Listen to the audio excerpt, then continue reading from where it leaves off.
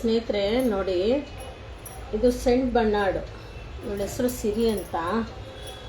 ಇವಳು ತುಂಬ ಅನ್ಯಾಯಕ್ಕೊಳಗಾದವಳು ನೋಡಿ. ಈ ಮಗು ಆ್ಯಕ್ಚುಲಿ ಇದು ಮಗು ನಂದಲ್ಲ, ಆದರೆ ನಾನು ತಂದು ಇವಳನ್ನ ಬ್ರೀಡರ್ ಅನ್ನೋ ಒಬ್ಬರು ರಾಕ್ಷಸರಿಂದ ಬಿಡಿಸ್ಕೊಂಬಂದು ಒಬ್ಬರು ಜೀವದಾನ ಮಾಡಿ ಇವತ್ತು ನಾವು ತೊಗೊಂಬಂದು ಮನೇಲಿ ಇಟ್ಕೊಂಡು ಇವುಗಳಿಗೆ ಅಡಾಪ್ಷನ್ ಕೊಟ್ಟರೆ ಯಾರೂ ನೋಡ್ಕೊಳಲ್ಲ. ಇವಳಿಗೆ 2 ಕಿಡ್ನಿ ಹೊಟ್ಟೋಗಿದೆ, ಅಂದರೆ 2 ಕಿಡ್ನಿ ಫುಲ್ಲು ಕಲ್ಲು ಲೋಡ್ ಆಗಿಬಿಟ್ಟಿದೆ. 2 ಕಿಡ್ನಿ ಟೋಟಲ್ ಲೋಡ್ ಆಗಿಬಿಟ್ಟಿದೆ ಕಲ್ಲು. ಏನು ಮಾಡೋದು ಇಂಥ ಮಕ್ಕಳನ್ನ?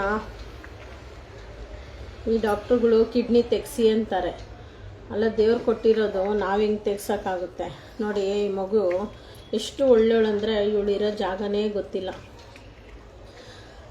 ಇವಳು ಎಲ್ಲಿ ಮಲಗ್ತಾಳೆ, ಎಲ್ಲಿ ತಿಂತಾಳೆ ಅಂತ ಗೊತ್ತಿಲ್ಲ. ಚೆನ್ನಾಗಿರೋವಾಗ ಅಡುಗೆ ಮನೆ ಹತ್ರನೇ ಇರೋಳು. ನಾನಂತೂ ಇವಳು ನನ್ನ ಜೊತೆ ಬಂದಾಗ 3 ಚಿಲ್ಡ್ರ ಪಾಯಿಂಟ್ ಬ್ಲಡ್ ಇತ್ತು. ಅಷ್ಟು ಬ್ಲಡ್ಡು ತುಂಬ ಕಡಿಮೆ ಇತ್ತು. ಮೊನ್ನೆ 8 ಪಾಯಿಂಟ್ ಇದೆ ಅಂತ ಹೇಳಿದ್ರು ಡಾಕ್ಟ್ರು. ಸೊ ಅಷ್ಟು ಚೆನ್ನಾಗಿ ಪ್ರೀತಿಯಿಂದ ನೋಡ್ಕೊತೀನಿ. ಏನಂದರೆ ಇವಳಿಗೆ ಕಿಡ್ನಿ ಪ್ರಾಬ್ಲಮ್ ಇರೋದ್ರಿಂದ ಬ್ಲೀಡಿಂಗ್ ಆಗ್ತಾ ಇರುತ್ತೆ ಎನಿ ಟೈಮು. 15 ಡೇಸು 20 ಡೇಸ್ ಒಂದು ಸತಿ ಬ್ಲೀಡಿಂಗ್ ಆಯ್ತಂದರೆ 15 ದಿವಸ ಬ್ಲೀಡಿಂಗ್ ಆಗುತ್ತೆ. ತುಂಬ ಹುಷಾರು ತಪ್ಪೋಗ್ತಾಳೆ. ಬ್ಲೀಡಿಂಗ್ ಆಗಿ ಯಾವಾಗೂ ಊಟ ಮಾಡ್ಕೊಂಡಿರೋಳು, ಎನಿ ಟೈಮ್ ಊಟ ಮಾಡೋಳು. ಬ್ಲೀಡಿಂಗ್ ಆದ್ರೂ ಊಟ ಮಾಡೋಳು. ಕುರಿ ಹೊಡೆದಂಗೆ ರಕ್ತ ಹೋಗೋದು ಇವಳಿಗೆ. ಊಟ ಮಾಡೋಳು. ಈ ಸತಿ ಊಟ ಬಿಟ್ಬಿಟ್ಟಿದ್ದಾಳೆ ಸ್ನೇಹಿತರೆ ನೋಡಿ. ನಾನು ಗಂಜಿ ಮಾಡ್ತೀನಿ, ರವೆ ಗಂಜಿ ಮಾಡಿ ಕುಡಿಸ್ತೀನಿ. ಸ್ವಲ್ಪ ಸಕ್ಕರೆ ಹಾಕ್ಬಿಟ್ಟು ಹಾಲು ಹಾಕಿ ರವೆ ಹುರಿದ್ಬಿಟ್ಟು, ಸಣ್ಣಗೆ ರವೆ ಚೆನ್ನಾಗಿ ಹುರಿದ್ಬಿಟ್ಟು ಅದಕ್ಕೆ ಸ್ವಲ್ಪ ಸಕ್ಕರೆ ಹಾಕಿ ಹಾಲು ಹಾಕಿ ಗಂಜಿ ಮಾಡಿ ಈ ಥರ ಕುಡಿಸ್ತೀನಿ. ಪಾಪ ಅನ್ನ ತಿನ್ನೋಕ್ಕೆ ನುಂಗಕ್ಕೆ ಆಗ್ತಿಲ್ಲ ಅವಳಿಗೆ. ಮೋಷನ್ ಮಾಡೋಕ್ಕೂ ತುಂಬ ಕಷ್ಟಪಡ್ತಾಳೆ ನೋಡಿ. ಗಂಜಿ ಅಂದರೆ ಒಂದು ಸ್ವಲ್ಪ ಹಂಗೆ ನೆಕ್ತಾಳೆ. ನನಗೂ ಸಮಾಧಾನ. ಅದು ಜೀರ್ಣ ಆಗುತ್ತೋ ಆಗಲ್ವೋ ಅದು ಬೇರೆ ವಿಷಯ. ಒಂದು ಜೀವ ಅಂತ ಇದ್ಮೇಲೆ ಭೂಮಿ ಮೇಲೆ ಅನ್ನದ ಋಣ ಇರೋವ್ರಿಗೆ. ಈ ಬ್ರೀಡರ್ಸ್ಗೆಲ್ಲ ನಾನು ಏನು ಹೇಳ್ತೀನಿ ಅಂದರೆ, ನಿಮ್ಮ ಮನೆ ಹಾಳಾಗೋಗ ಇಂಥ ಮೂಕ್ ಪ್ರಾಣಿಗಳನ್ನ ಬ್ರೀಡ್ ಮಾಡ್ತಿರಲ್ಲ, ನಿಮ್ಮ ಹೊಟ್ಟೆಲಿ ಹುಟ್ಟಿರೋ ಹೆಣ್ಮಕ್ಳನ್ನ, ನಿಮ್ಮ ಕಟ್ಕೊಂಡಿರೋ ಹೆಂಡ್ತಿರನ್ನ, ನಿಮ್ಮ ಹುಟ್ಟಿಸಿದ ತಾಯಿಂದಿರನ್ನ ಬ್ರೀಡ್ ಮಾಡಿಬಿಟ್ಟು ಅದರೊಳು ಹೊಟ್ಟೆ ಒಳಗಡೆ ಬರೋ ಮಗುನ ಮಾರಿಬಿಟ್ಟು ಕಿಡ್ನಿ, ಇದಕ್ಕಿಂತ ಜಾಸ್ತಿ ದುಡ್ಡು ಸಿಗುತ್ತೆ ನಿಮಗೆ. ಕಿಡ್ನಿ ಮಾರಿದ್ರೆ ನಿಮ್ಮ ಹೊಟ್ಟೆಲಿ ಹುಟ್ಟಿರೋ ಮಗುದು ಕಿಡ್ನಿ ಮಾರಿ ತುಂಬ ಜಾಸ್ತಿ ದುಡ್ಡು ಸಿಗುತ್ತೆ. ಪಾಪ ನಾಯಿಗಳ್ದು ಮಗು ಮರಿಗಳನ್ನ ಹಾಕ್ಸಿ ಮಾರೋ ಬದಲು ನಿಮ್ಮ ಹೆಂಡ್ತಿ ಹೊಟ್ಟೆ ಒಳಗಡೆ ಹುಟ್ಟೋಂಥ ಮಗುನ ಕಿಡ್ನಿ ಮಾರಿ ಹಾರ್ಟು ಕಣ್ಣು ಎಲ್ಲ ಮಾಡಿದ್ರೆ ಡಿವೈಡ್ ಆಗಿ ಒಳ್ಳೆ ರೇಟ್ ಸಿಗುತ್ತೆ ನೋಡಿ. ಇದು ಯಾರೋ ಬ್ರೀಡರ್ಗಳು ಸಾಕಿ ಇದನ್ನು ಬ್ರೀಡ್ ಮಾಡಿ ಅಧ್ವಾನ ಮಾಡಿದ್ದಾರೆ. ನಾವು ತಂದು ಸೀಸಿಂಗ್ ಮಾಡಿ ನಾವು ಮನೆಗಳಲ್ಲಿ ನೋಡಿಕೊಂಡು ನಮ್ಮ ಜೀವನ, ನಮ್ಮ ನೆಮ್ಮದಿ, ನಮ್ಮ ಸಂತೋಷ ಎಲ್ಲ ಇವ್ರಿಗೆ ದಾರೆ ಎಳೆದು 24 ಗಂಟೆ ನಾವು ಇವ್ರ ಸೇವೆ ಮಾಡ್ತೀವಿ. ನಮಗೆ ಸಂತೋಷ ಅಂತೂ ಆಗುತ್ತೆ. ಮಕ್ಕಳಿಗೆ ಊಟ ಕೊಡೋದು, ಸಂತೋಷವಾಗಿ ಹಾಲು ಕೊಡೋದು, ತಿನ್ಸೋದು, ಹಾಳಾಗಿರೋದನ್ನ ಸರಿ ಮಾಡೋಕ್ಕೆ ನಮಗೆ ಖುಷಿನೇ. ಆದರೆ ಯಾಕೆ ನಮ್ಗೆ ಈ ಪನಿಷ್ಮೆಂಟು? ಈ ಮಕ್ಕಳು ನೋಡಿ ಇವತ್ತು ಅನಾರೋಗ್ಯದಿಂದ ನರಳಾಡ್ತಾ ಇದ್ದಾರೆ. ಈ ಶಾಪ ಎಲ್ಲ ಬ್ರೀಡರ್ಸ್ಗೆ ಹೊಡೆದು ಸರ್ವನಾಶ ಆಗೋದು ಯಾವಾಗ ಹೇಳಿ ಅವರು ಅಲ್ವಾ? ಅವರು ಮನೇಲಿ ಅವ್ರ ಹೆಂಡತಿ ಮಕ್ಳಿಗೆ ಮರಿ ಹಾಕ್ಸ್ಲಿ, ಮಗು ಹುಟ್ಟಿಸ್ಬಿಟ್ಟು ಕಿಡ್ನಿ ಲಿವರು ಇದೆಲ್ಲ ಸೇಲ್ ಮಾಡಿದ್ರೆ ಒಳ್ಳೆ ದುಡ್ಡಲ್ವಾ? ಯಾಕೆ ಅದನ್ನು ಮಾಡಲಿ? ಯಾಕೆ ಪ್ರಾಣಿಗಳು ಬಾಯಿಲ್ದರ ಜೀವಗಳಿಗೆ ಅವುಗಳದು ಮಾರಿ ತಿನ್ಬೇಕಂತ ಏನು? ಅದನ್ನು ದುಡ್ಡೇ ಅಲ್ವಾ? ಅದರಲ್ಲೂ ದುಡ್ಡು ಬರುತ್ತಲ್ಲ, ಡಬಲ್ ಆಗಿ ಸಿಗುತ್ತಲ್ವಾ? ಒಂದೊಂದು ನಾಯಿ ಮಾರಿದ್ರೇನೋ ಚಿಲ್ಲರೆ ಕಾಸು ಸಿಗುತ್ತೆ. ಅದೇ ಅವ್ರ ಹೊಟ್ಟೆಲಿ ಹುಟ್ಟಿರೋ ಮಕ್ಕಳದು ಕಿಡ್ನಿ ಕಣ್ಣು ಮಾರಲಿ, ಇಲ್ಲ ಅವ್ರದ್ದೇ ಕಿಡ್ನಿ ಮಾರ್ಕೊಂಡು ಸಾಯ್ಲಿ ಬಿಡಿ. ಈ ಬ್ರೀಡರ್ ಸೂಳೆ ಮಕ್ಳಿಗೆ ನಾನು ಹೇಳೋದಿಷ್ಟೇ, ಗಾಂಡು ಸೂಳೆ ಮಕ್ಕಳ, ನೀವು ಒಬ್ಬಪ್ಪನಿಗೆ ಒಂದು ತುಣೆಗೆ ಹುಟ್ಟಿದ್ರೆ ಸೂಳೆ ಮಕ್ಕಳ ಬ್ರೀಡಿಂಗ್ ಮಾಡೋದು ಬಿಡ್ರಿ. ನೀವು ನಮ್ಮನ್ನ ಸೂಳೆ ಮಕ್ಕಳ್ರ ಯಾರು ಈ ಕಷ್ಟ ಎಲ್ಲ ಕರ್ಮ ಅನುಭವಿಸೋದು ಹೇಳಿ? ಗಾಂಡು ನನ್ನ ಮಕ್ಕಳ್ರ, ನಿಮ್ಮ ಮನೆ ಹಾಳಾಗೋಗ. ನನಗೆ ನಾನು CM ಸೀಟೋ ಇಲ್ಲ ಅಧಿಕಾರನೋ ಏನೋ ಒಂದು ಇದ್ದಿದ್ರೆ ನಮ್ಮನ್ನು ಶೂಟ್ ಆರ್ಡ್ರ್ ತಂದುಬಿಡ್ತಾ ಇದ್ದೆ. ಹಿಂಗೆ ಇವಾಗ ರೇಪ್ ಮಾಡೋರಿಗೆಲ್ಲ ಸಾಮಾನು ಕಟ್ ಮಾಡಿ ಬಿಸಾಕಬೇಕು ಅಂತ ಒಂದು ಆರ್ಡ್ರ್ ಇದೆ. ಅದೇ ಥರ ನಮ್ಮನ್ನು ಇದನ್ನು ಅಷ್ಟೇ ಶೂಟ್ ಮಾಡಿ ಸಾಯಿಸ್ಬೇಕಷ್ಟೇ. ನಾನು ನಿಜವಾಗೂ ತುಂಬ ಹೊಟ್ಟೆ ಉರಿಯುತ್ತೆ ಸ್ನೇಹಿತರೆ. ಇದೆಲ್ಲ ಕಣ್ಣಲ್ಲಿ ನೋಡೋಕ್ಕಾಗಲ್ಲ. ಎಷ್ಟು ಅನುಭವಿಸ್ತಾ ಇದ್ದಾವೆ ಗೊತ್ತಾ ಮಕ್ಕಳು. ಯಾವ ಕರ್ಮ ಹೇಳಿ ಈ ಮಕ್ಳಿಗೆ ಯಾಕೆ ಶಿಕ್ಷೆ, ಯಾವ ಶಿಕ್ಷೆ ಈ ಮಕ್ಕಳು ಅನುಭವಿಸ್ಬೇಕು ಹೇಳಿ. ಎಲ್ಲ ದೊಡ್ಡ ದೊಡ್ಡ ರಾಜಕೀಯ ವ್ಯಕ್ತಿಗಳು ಎಷ್ಟೆಷ್ಟೆಲ್ಲ ಲಂಚ ತಿಂತಾರೆ, ಎಷ್ಟೆಷ್ಟೆಲ್ಲ ಮನೆಯಲ್ಲಿ ಕೆಲಸ ಮಾಡಿ ಮಂಚ ಹಾಕ್ತಾ ಕೆಲಸಗಳು ಮಾಡ್ತಾರೆ.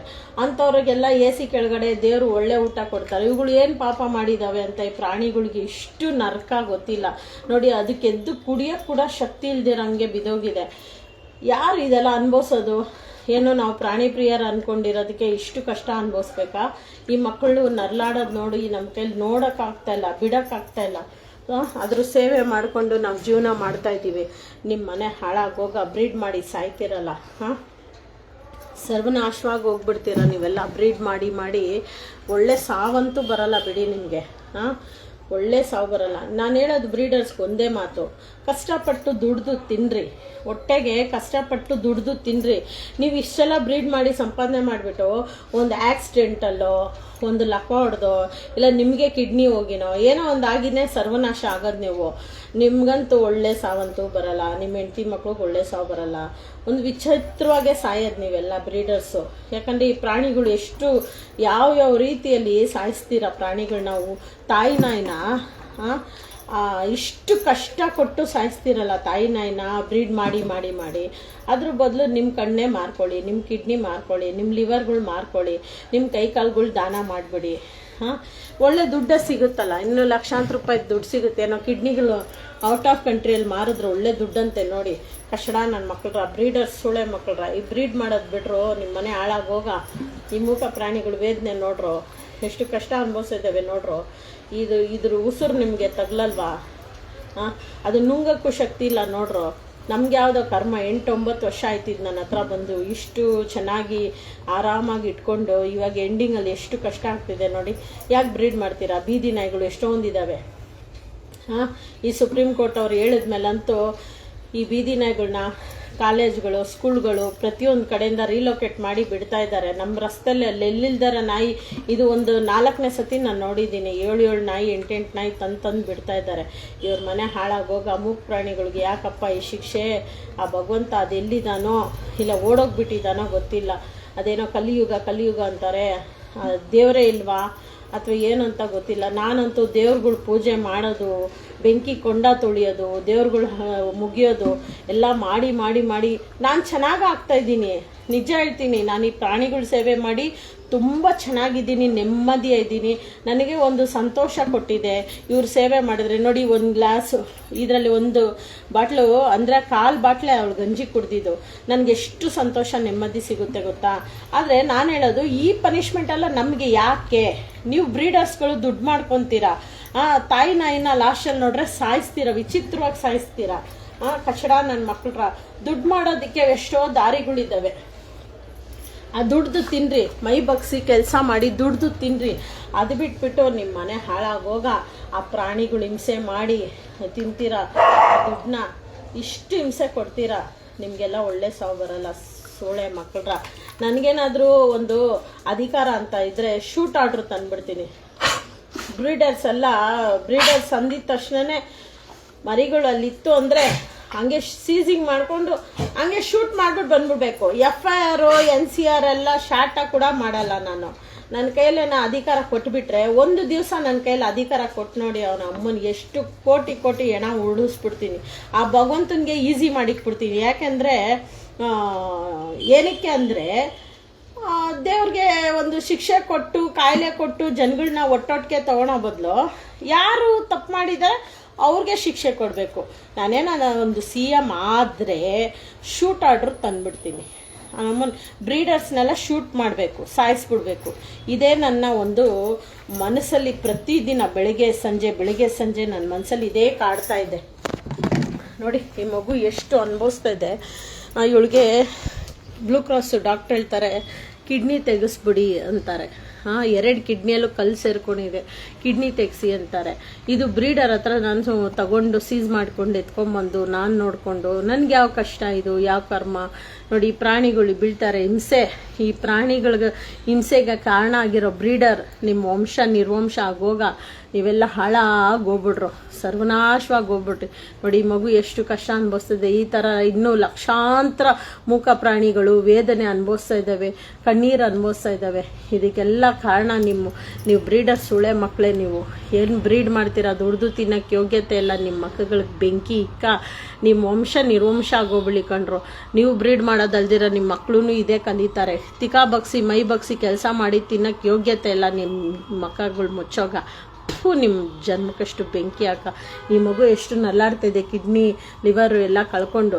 ಇದೇ ಥರ ನಿಮ್ಮ ಮಕ್ಕಳಿಗೆ ನಿಮಗೆ ಬ್ರೀಡರ್ಸ್ಗೆ ಸಾವು ಬರಲಿ ಅಂತ ದೇವ್ರನ್ನ ಪ್ರಾರ್ಥನೆ ಮಾಡ್ತೀನಿ. ನೆಕ್ಸ್ಟ್ ಇಯರು ಬೆಂಕಿ ಕೊಂಡ ತೊಳಿತೀನಿ, ಬ್ರೀಡರು ಸರ್ವನಾಶವಾಗಲಿ ಅಂತ ನಾನು ದೇವ್ರನ್ನ ಪ್ರಾರ್ಥನೆ ಮಾಡಿ ಆ ಮುನೇಶ್ವರನಿಗೆ ನೆಕ್ಸ್ಟ್ ಇಯರು ಬೆಂಕಿ ಕೊಂಡ ತೊಳಿತೀನಿ.